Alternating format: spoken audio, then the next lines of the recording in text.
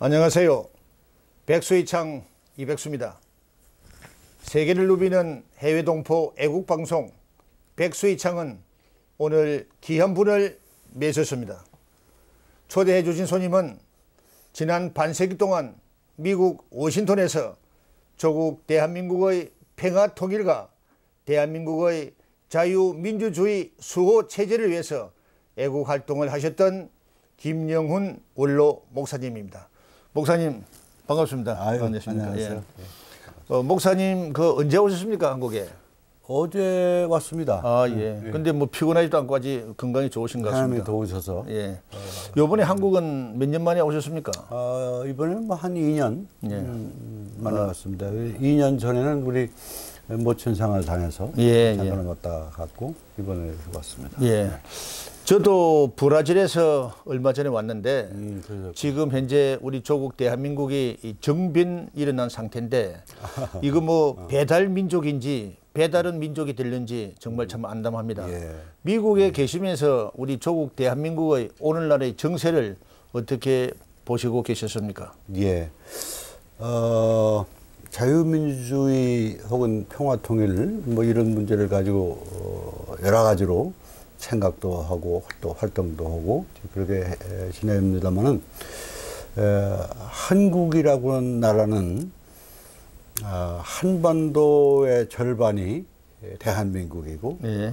또 북쪽 절반은 조선민주인민공화국 공산주의 체제고 1945년 이래 북한은 이 남한을 소위 적화통일을 하겠다고 모든 총력을 기울여서 결국은 6.25 전쟁도 일으켰고 그 후도 계속해서 남한 정부 전복을 위해서 여러 모양으로 획책을 해온 그런 가운데 우리 한반도가 지금껏 공산주의 체제 북한과 대결하고 있는 그런 상태라고 생각이 듭니다. 예. 그런 면에서 지금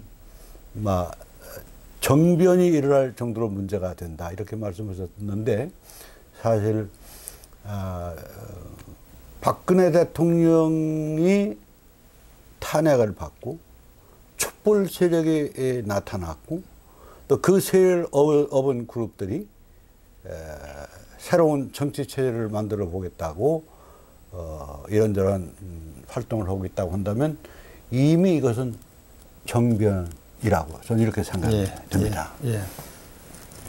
목사님께서는 지난 10수년간 미국 의회 안보회의 중요한 직책에 계셨던 유일한 한국 교포이기도 합니다. 목사님께서는 북한을 상대로 한 저서를 많이 쓰신 걸 알고 있습니다. 북한의 최후의 승리라든가 분단과 전쟁이라는 북한에 관련된 책을 많이 쓰셨는데 그 쓰신 책을 간단히 설명해 주시죠. 제가 한국의 소위 인권 문제 혹은 여러 가지 문제 때문에 글을 하나 써야 되겠다 그래서 쓴 그 책이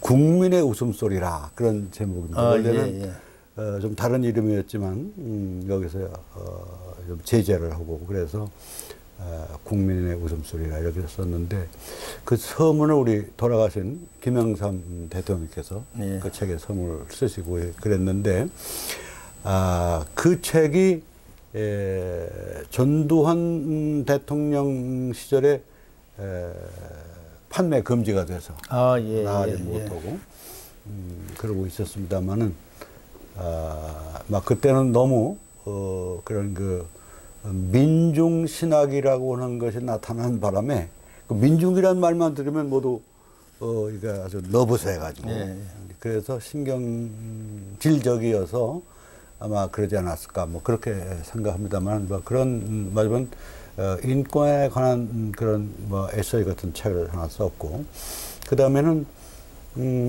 분단과 전쟁이라는 책이 있습니다.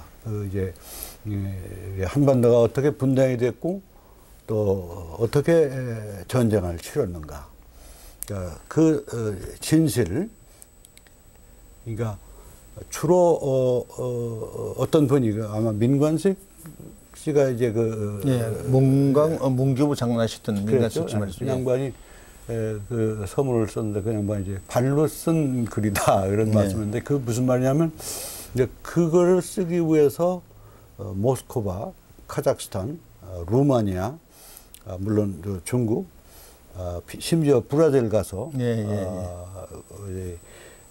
포로 석방했을 적에 한국이 좀 위험하다 그래서 브라질 갔던 그 교포들까지 만나면서 이제 그렇게 전 세계에 퍼져 있는 그 공산주의와 관계된 혹은 북한과 관계된 그런 사람들을 만나서 직접 얘기를 들으면서 썼고 특별히 그 소련의 그 당시 소비에트 연방의 레닌 박물관 모스크바에 있는데 그게 뭐냐 하면 공산당 중앙문서보관소가 있습니다. 거기에 김일성과 스탈린이 주고받은 모든 그 서신이라든가 통신관계 모든 서류들이 거기 있어서 다시 말하면 대통령급의 중요한 그 서류들이 거기 있어서 거기를 가서 열람을 하고 그 재료를 가지고 글을 좀 썼습니다. 그래서 조금 그냥 상상력이 아니고 소문이 아니고 직접 있었던 거를 글을 썼다. 그것이 분단과 전쟁이라는. 지금도 그 집필을 집필하고 계시죠? 그 책은 요거 얼마 전에 지금 이제 지금 쓰고 있는 집필하고 있는 것이 이 한반도 역사 가운데 1901년부터 오늘날까지 일어나고 있는 문제, 한반도가 왜 이렇게 그 문제자가 포인트가 됐는가? 이 중국 청나라가 또 일제선 말기에 들어오고 또 러시아도 또 들어오고 또 일본도 들어오고 그러면서 여러 가지 각주전을 벌이는 가운데 한반도가 흑민지화되고 이렇게 갈라지고 결국은 이런 분단의 역사를 가지고 있는데 이런 문제들을 한 100년 이상의 역사 문제를 한번 좀 다뤄봐야 되겠다. 교과서에서 다루지 않고 있는 문제, 역사학자들이 잘 다루지 않고 있는 문제, 정치학자들이 잘 모르고 있는 문제 이런 거를 미국 여러 소스, 그러니까 트루만 대통령의 소스 또 메가다 장군의 소스, 아이젠하워 대통령의 소스, 마지막 한반도 역사를 다룬 그런 미국의 지도자들의 가지고 있었던 여러 말하면 그 서류들을 모아가고 그러면서 이 책을 좀 집필하고 있습니다. 목사님, 지금 우리 조국 대한민국은 대통령 선거가 이제 시작되고 있습니다. 그렇죠. 불과 이제 3, 4일 후면은 대한민국이 이제 그 미래가 장래가 판가름 나는 중요한 선거인데 아시다시피 지금 우리나라 대한 19대 대통령 선거는 벼락 선거라고 하고 또 어떤 그 좌파 세력과 우파 세력의 치열한 이념 전쟁적 싸움인데 지금까지 우리나라는 미국의 강력한 후원을 받았고 또 우리나라가 박정희 대통령이 경제 개발을 할 때 미국의 적극적인 지원 아래에 있었는데 만약에 우리 대한민국 차기 선거에서 좌파들이 정권을 잡는다면은 미국 트럼프 행정부는 어떤 조치를 한반도에 취할 걸로 생각하십니까? 미국은 이제 재미있게 여러분에게 제가 소개한다고 그러면 5가지의 F로 시작하는 말이 이 보수 노선의 기본 원칙이다. 첫 번째는 freedom, F-R-E-E-D-O-M, freedom. F로 시작하는 말, 그 자유가 제일 중요하다. 두 번째는 그 family, 가족 관계가 잘 이루어져야 된다. 가족이 편안하고 가족들이 다 이렇게 행복을 누려야 된다. 이거 아주 기본입니다. 세 번째는 신앙, faith, F-A-I-T-H, faith 이게 중요합니다. 그 신앙 때문에 자유가 발생하고 자유를 지켜야 된다고 이제 이러는 거죠. 근데 그 네 번째는 fairness, 공정하다. 법 앞에서 누구나 공정하게 재판받고 법 앞에서는 어떤 편파적으로 장난하면 안 된다. 뭐 이런 소위 그 fairness. 그다음에 다섯 번째는 소위 그 flag, 미국 국기. 많은 인민각이 각각의 이해관계를 미국에 왔지만 미국 성조기 앞에서는 절대로 그 순종하고 애국심을 발휘해야 된다. 이제 이러한 것이 기본적인 말하자면 보수주의 노선이라고 한다면 북한은 5가지로 표현된 P로 시작되는 말이 있습니다. 하나는 파티. 그 항상 거기는 당이 제일 우선이죠. 노동당이 제일 우선이란 말이지. 그러니까 당, 군, 정이라고 얘기를 하죠. 그러니까 당이 있고 당 밑에 군이 있고 군 밑에 정부가 있다. 네. 뭐 이런 그 파티가 가장 노동당이 중요한 것이다. 두 번째는 프로파간다, 선전. 한장 선전하고 애들 어려서부터 학습이라는 걸 통해서 세뇌 교육시키고 이런 선전 활동이 항상 일어나고 있다. 프로파간다. 네. 세 번째는 소위 그 프레셔, 그러니까 항상 압력을 가하고 압박을 가하고 감시하고 이런 체제다. 그다음에 네 번째는 암만 혁명을 하고 암만 자유주의, 사회주의를 지키고 한다고 해도 항상 가난할 수밖에 없다. 포버티, 가난이라고. 이게 이 가난이라 빈곤이라고 하는 것, 협박, 감시, 압력, 압박, 핍박이라는 프레셔라고 하는 것, 그다음에 당이라고 하는 것 가지고 모든 걸 다 컨트롤한다고 하는 그 파티 문제, 이러한 것들로 볼 적에 우리 대한민국이 북한과 협조하거나 북한과 연결된 사람이 대통령이 된다고 할 적에 이 한국은 비극, 비극이다. 시작이다. 이렇게 볼 수가 있고, 그런 면에서 아까 얘기 연속으로 계속 말씀드리면 링컨, 그다음에 역사적으로 이 소련과 소위 그 극대적인 관계를 지키면서 대한민국을 지키던 아이젠하워 대통령, 그다음에 소련을 망가뜨리고 공산당을 해체하도록 만든 레이건 대통령, 그다음에 그 레이건 대통령을 가장 존경하는 레이건 대통령의 가장 큰 영향을 받은 트럼프 대통령이 대통령이 됐다고 할 때 지금 한반도에 혹은 한국에서 일어나고 있는 좌파 정권이 생긴다고 하면 여러 모양으로 압력이 들어갈 것이고 그 압력 때문에 삐뚤어져 나갈 가능성도 있고 그것 때문에 오히려 북한이 더 다른 문제를 야기시킬 수도 있고 그런 면에서 뭐 그것보다 더 중요한 것은 우리 대한민국 백성들이 지금은 몰라서 정권을 좀 바꿔보자, 새로운 정권을 만들면 좋겠다, 이런 생각에 막 호기심까지 생겨가지고 이제 좌파 정권이면 어떠냐 하는 생각을 갖고 좌파 인수를 찍을 수도 있겠지만은, 그러나 그렇게 된다고 하면 낮은 단계의 통일 방안이 부채화될 수가 있다. 낮은 단계의 통일 방안이라고 하는 것은 1960년대 미국이 링컨 대통령이 남북전쟁을 했을 수밖에 없는 그러한 말하자면 1600년대의 모습으로 우리는 돌아간다.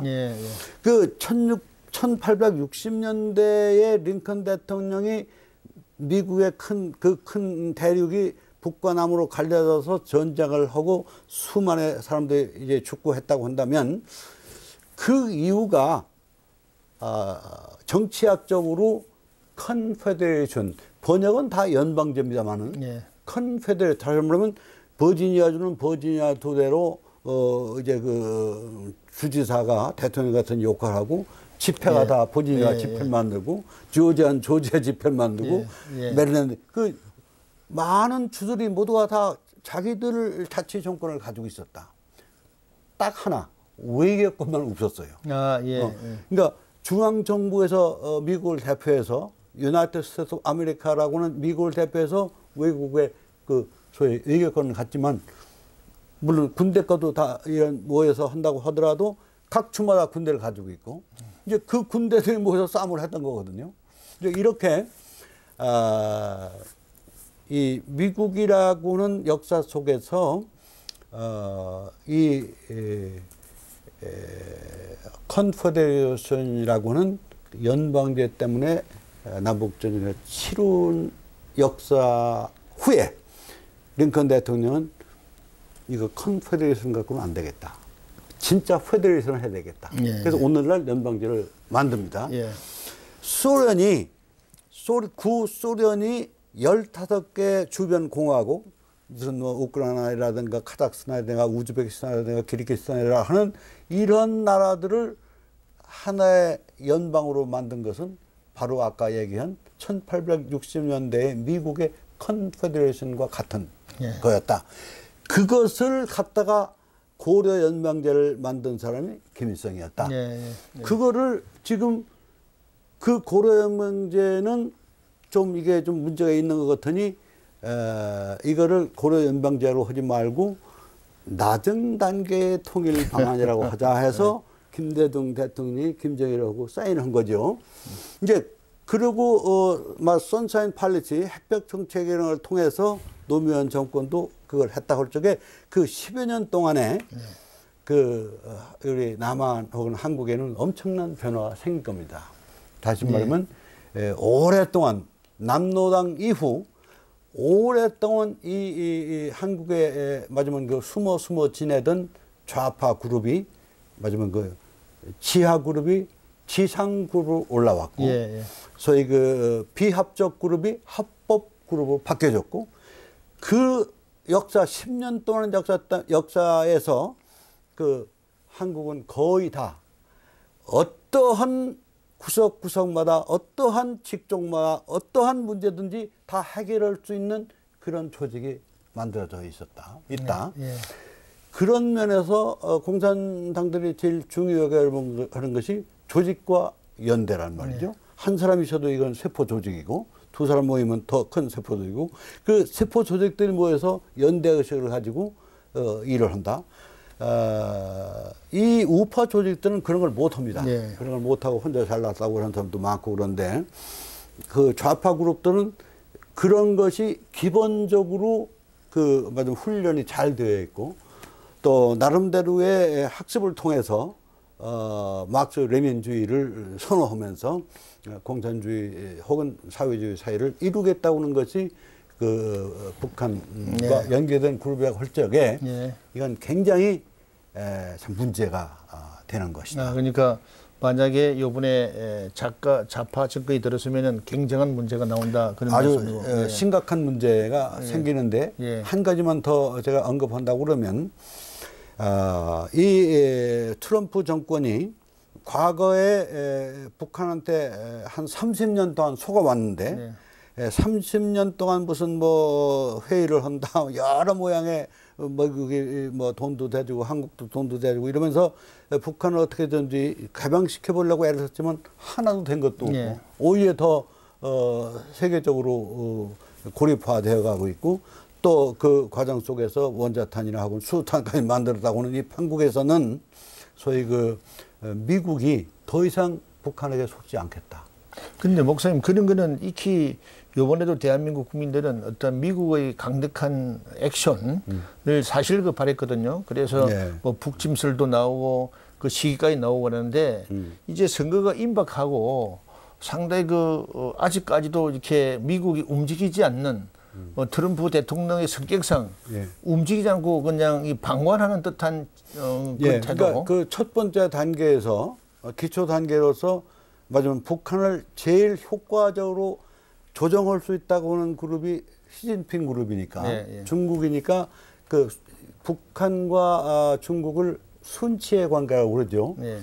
입술과 치아의 관계라 그러는데 중국은 항상 북한이 필요한 존재로 되어 있습니다. 왜냐하면 그 버퍼존이라고 그러죠. 그 맞으면 그 완충지대로서 그러니까 미국의 힘에 의해서 한반도가 자유민주주의를 통일돼서 하나의 통일국가가 이뤘다고 할 적에 제일 지장을 받는 국가는 중국이니까. 그것을 막기 위해서는 항상 북한이라는 존재가 자기들보다 조금 못된 나라가 있어야 자기들이 그 중국 체제를 유지해 갈 수 있다고 보고, 그래서 이제 북한을 지금도 뭐 석탄 수출 못하게 안 받는다든가 뭐 여러 경제적으로 한다고 하지만은 여전히 미국을 속이고 있었다라고 하는데서 이번에 트럼프 대통령이 시진핑을 직접 만나서 얘기를 했다. 그래서 조금 구체적으로 좀 적어놓은 것 같다. 지금까지 그 회담이 끝났는데도 6차례나 전화를 하고 있다. 그럼 결론적으로는 트럼프는 북한을 치지 않겠다는 거 아닙니까? 아닙니다. 맞으면 외교학적으로 말하면 평화적인 방법으로 해결하는 게 좋다. 그건 필요한 얘기입니다. 가서 한 대 치는 한이 있더라도. 그러니까 평화적인 방법으로 해결해 보자라고는 것이 첫 번째 단계지만 내부상으로는 지금 이제 아시다시피 지금까지 한 몇십 년 동안 그 미국이 가지고 있는 북한에 대한 소위 그 전략이 소위 그 5027 그것이 북한이 원자탄을 만들었다고 그러니까 이거 바꿔야 된다. 그래서 부시 대통령 때에 우리가 필요하다면 선제 공격도 할 수 있다. 뭐 이렇게 그 5027을 바꿨습니다. 그런데 그렇게 해도 이건 안 되겠다. 그래서 2015년에 만든 새로운 것이 5015라고 하는 작전 계획으로 바꿨다. 그 작전 계획 속에는 미국의 특수부대들을 파견해서 김정일의 참수 목이라도 따와야 된다. 뭐 여기까지 했기 때문에 북한에서는 혹은 김정일 부대의 정권들은 미 제국주의가 이렇게 한다면 우리도 가만히 있을 수 없다 그래서 말하면 괜히 원자탄 이제 실험에서 돈이 엄청나게 들어갑니다만은 미사일 하나에 한 600만 불씩 되는 것들 이렇게 막 쏘아대고 괜히 돈 내버리는 거죠. 이제 그렇게 하는 것이 자간 우리가 이 체제를 지키는데 중요하다고 보는 건데, 그러나 미국 사람들의 성격은 우리 한국 사람하고 틀립니다. 그래서 이런 문제들이 바로 그 지금 안 하겠다, 안 할 것 같다, 뭐 이렇게 얘기하는 것은 조금 시기상조다. 이렇게 되고, 지금 이제 그 미국 이 마지막 트럼프 정권 안에 세 분의 장군이 있죠. 하나는 매티스 대장 해병대, 마지막 미친 개라고 하는 별명을 들을 만큼 이 전쟁에 대해서는 가장 아주 유명한 그런 그 매티스 장군이 펜타곤 국방상 장관이다. 그 다음에 이 지금 안보 보좌라고 하는 맥퍼슨이라고 하는 이 양반이 또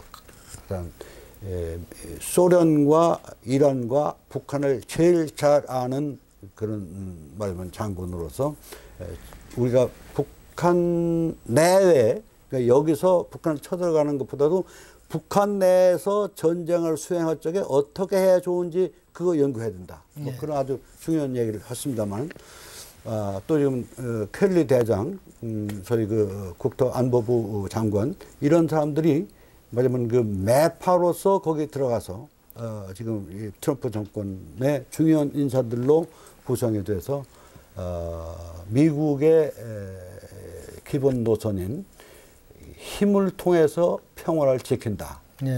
소위 그 평화 이행 전략이라고, 김일성은 그 peace through strength, stretch라고 하는 이 영어를 번역하기를 평화 이행 전략이라는 말로 번역해가지고 김일성이가 죽기 전에 이 평화 이행 전략 때문에 소련이 망가졌다. 그 리건이 거기 내부 핵심 인사죠.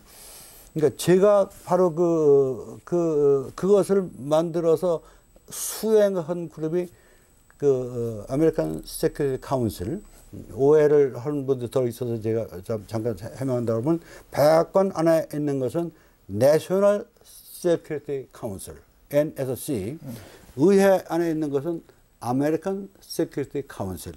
그래서 그 의회 안에서 한반도 안보 문제를 좀 다뤘습니다. 근데 이런 관계로 북한 문제를 어느 정도 미국 사람들의 마음을 제가 읽고 있다고 하면 미국 사람들은 한다면 하는 사람들입니다. 예, 예. 그냥 우물쭈물 없어지는 않습니다. 그래서 예. 좌파 인사가 한국의 지도자가 된다고 할 때도 문제가 있고 우파 인사가 대통령이 된다고 하면 이번에는 미국과의 문제가 아니라 북한이 네. 어떻게든지 문제를 일으켜서 못 살게 구는 이런 일을 할 것이다. 그렇다면 마지막 김정은 정권의 붕괴는 더 빨라질 수 있다. 네. 하지만 어떤 면에서 낮은 단계의 통일이 아니라 자유 민주 통일이 더 빨라질 수 있다. 예, 이런 전망을 가질 수 있다고 보고 있습니다. 그럼 목사님, 요번 우리 선거 미국에서 우리 한국 종편 방송을 나오는데 사실 한국에 나오는 종편들이 정확한 보도를 하고 있지 않습니까? 보도를 안 하고 있고 그래서 대부분 해외 동포들은 유튜브라든가 다른 SN을 통해서 한국 정보를 다 입수하는데 요번 선거에 과연 그 결과를 어떻게 지금 판단을 보고 계십니까? 간단히 우파냐 좌파냐? 예, 이 좌파 정권에 들어서는 경우에 이것을 이거 이제 급해서 안 되겠다 이렇게 되면 안 되겠다 하는 자각을 했을 때 이미 늦었다. 예, 예. 땅을 치고 원통에 해도 이것은 바꿀 재간이 없다. 예. 좌파 정권에 들어서기 전 우리는 자각을 하고 자유민주주의를 지키는 이런 중요한 결심을 해야 되겠다 하는 것이 제 기본 생각입니다. 예. 목사님 장시간 좋은 말씀을 하셨는데 오래간만에 이제 2년 만에 한국을 들어오셨다고 그러는데 끝으로 해외 동포들이라든가 우리 조국 대한민국 국민들한테 좀 일깨워 주실 수 있는 말씀을 해 주십시오. 지금 제가 보수주의 노선에 관해서 미국의 맞으면 기본적인 보수주의의 포인트 몇 가지를 이제 말씀을 드렸습니다. 이제 그냥 한국에 있어서 보수하면 공산주의를 배격하는 것이다. 그러므로 자유민주주의를 지켜야 된다. 이런 맞으면 간단한 논리인데 어떤 면에서는 이 간단한 논리가 더 아마 효력이 있다고 봅니다. 예. 그런 면에서 이 자유민주주의를 지킨다고 하는 것, 이것은 우리의 생명과 같은 것이다. 만약에 좌파 정권에 들어서면 차례차례로 교회도 이런저런 모양으로 문을 닫게 만들 것이고, 예. 또 이 자유주의를 지켰던 모든 그룹들, 모든 인사들이 다 이런저런 모양으로 탄압을 받게 될 것이고, 이런 네. 문제들이 생긴다고 하면 이것은 참 역사적인 비극이다. 네. 이렇게 생각이 네. 됩니다. 그러니까 땅을 치고 울기 전, 이제 미국에서 제일 많이 쓰는 말 가운데 그때 알고 있는 것을 지금 알고 있는 것을 그때도 알았더라면 유명한 말이 있죠. 그러니까 지나고 보니까 이런데 이거 내가 생각을 잘못했어. 근데 이번 투표가 상당히 그만큼 중요하다는. 그러니까, 예. 지내놓고 보니까 내가 그때 잘못해서라고 하는 걸 말하기 전, 어려움이 오기 전에 미리 준비하고. 그러니까 경상도 말로 단디해라라는 말이 나죠. 그렇습니다. 예. 사실 김용훈 목사님께서는 47년 동안 미국 생활하시면서 철저한 신앙 목회 생활도 하셨지만은 미국 생활 전체를 우리 조국 대한민국을 위해서 바쳤던 훌륭한 애국자이십니다. 모처럼 목사님 고국을 방문하셨는데 편안하고 건강 여행 되시고 특히 밤늦게까지 백수의 장을 위해서 좋은 말씀 들려준 것을 감사드립니다. 감사합니다. 이상 조국 대한민국에서 백수의 창 이백수였습니다.